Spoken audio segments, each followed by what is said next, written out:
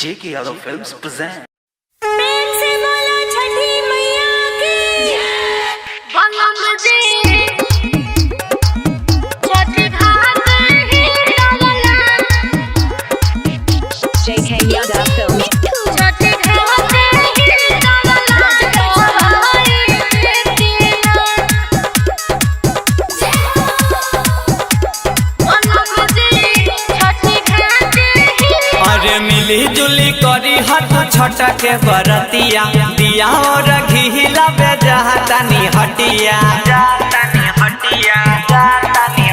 अरे मिली जुली करी हट छठ के बरतिया दिया और घिला बे जहातानी हटिया माथे पे बहंगिया लेके पहुंचाई देती ना बलम जी घटिया पर ही डर लगा भाई देती ना ऐसैया जी छठी घाट ही डर लगा भाई देती ना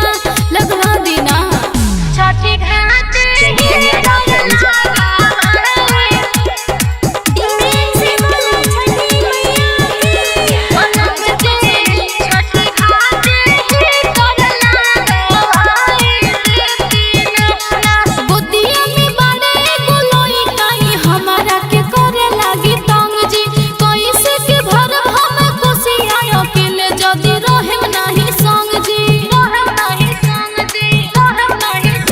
अरे फलहनारिया रवा से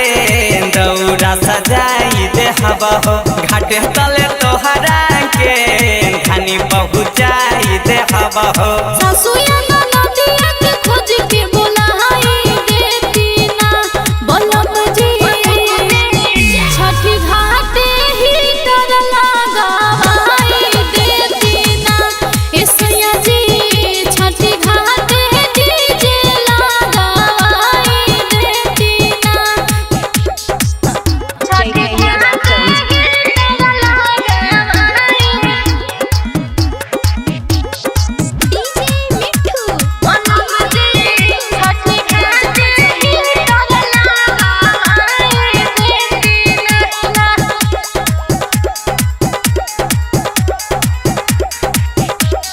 पवन परबिया महानई त देखी बड़ा लागतावे भीड़ जी लिखी अगरबत्ती तनी बारे आई कृष्णा जी गंगा माई तीर जी गंगा माई तीर जी गंगा माई तीर अरे सुहुना यह हमर धनिया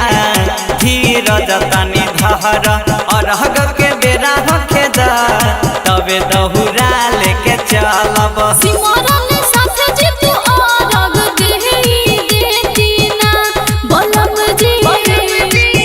घटिया पर ही डर लगा भाई देती ना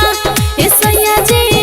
छठी घाट ही डर लगा भाई देती ना लगवा देना अरे लगा दे अब तो लगावे के पड़ी। JK Yada Films.